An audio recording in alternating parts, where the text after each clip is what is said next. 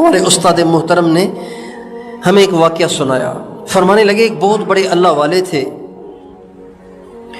ان سے ان کی بیوی نے ایک دفعہ کہا, حضرت صاحب آپ کو پتہ ہے کہ آپ اتنے بڑے جو بزرگ بنے پھرتے ہیں, آگے پیچھے آپ کے لوگ پھرتے ہیں, عجیب و غریب آپ سے کرامات کا ظہور ہوتا ہے, پتہ ہے یہ کیوں ہے؟ کہا کیوں؟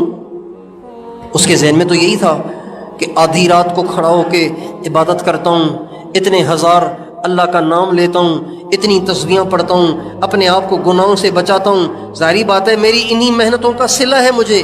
تو وہ بیوی کہنے لگی, حضرت صاحب پتہ ہے آپ کو یہ اتنی بڑی بزرگی کیوں ملی ہے؟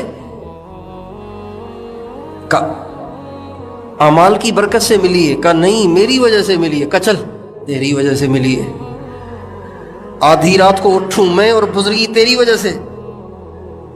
کہا ٹھیک ہے آپ نہ مانے میری بات, آپ نہ مانے میری بات. اچھا اللہ کی شان, اگلے دن حضرت صاحب کی تہجد قضا ہو گئی. ویسے تو 2:30 بجے 2 بجے اٹھ جاتے ہیں اور اب تہجد ہی نکل گئی.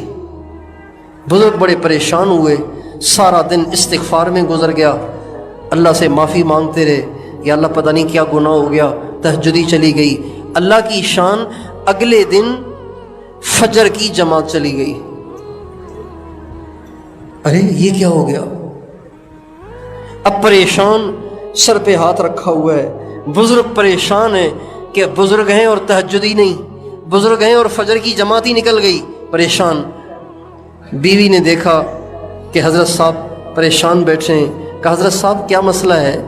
کہ بیگم کیا بتاؤں, تہجد بھی گئی, آج فجر کی جماعت بھی گئی.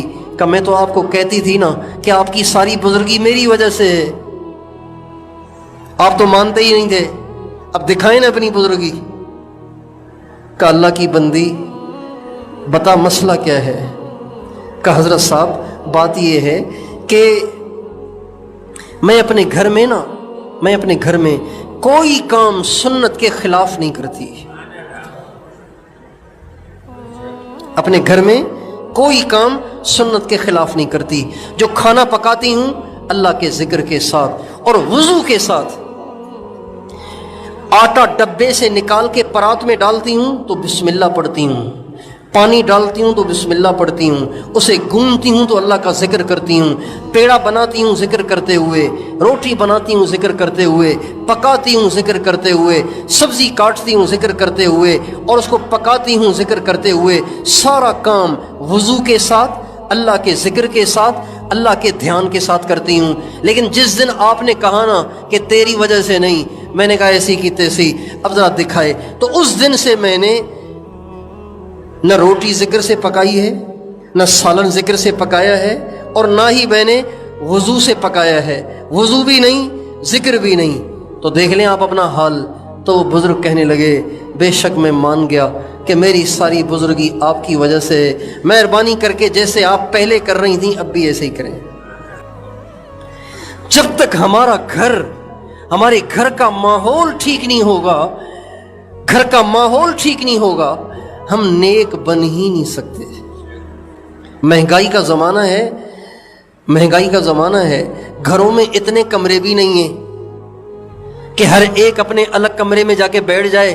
دوسرے کمرے میں اگر ڈرامہ چل بھی رہا ہے تو حرج نہیں ہے. ایک گھر ہے, آپ اس میں رہتے ہیں, سارے بے دین ہیں, ایک آپ دیندار ہیں. آپ اپنا دین کیسے بچائیں گے اگر آپ کے گھر میں دین کا ماحول نہیں ہے؟ تو اس لیے گھر کے ماحول کا درست ہونا یہ سب سے زیادہ ضروری ہے. اور دیکھیں مدرسوں میں پڑھانا فرض عین نہیں ہے, فرض کفایہ ہے. اگر کوئی مدرسے میں اپنے بچے کو عالم نہ بنائے, حافظ نہ بنائے, تو وہ گناہگار نہیں ہوگا. کرے گا تو اجر ملے گا. لیکن اپنی نسل کو نیک بنانا, اللہ والا بنانا, یہ فرض عین ہے. جو ماں باپ اپنے بچوں کو, اپنی بیوی, جو خاوند اپنی بیوی کو, جو ماں باپ اپنے بچوں کو نیک بنانے کے لیے اپنی پوری کوشش نہیں کر رہے, یہ اللہ کے ہاں مجرم ہے, یہ اللہ کے ہاں پکڑے جائیں گے. اور پھر جب یہ دنیا سے جائیں گے, ان کی نسلوں کی ساری نافرمانیوں اور گناہوں کی سزا ان کی نسلوں کو الگ ملے گی، جب مریں گے ان کو الگ قبر میں ہوگی۔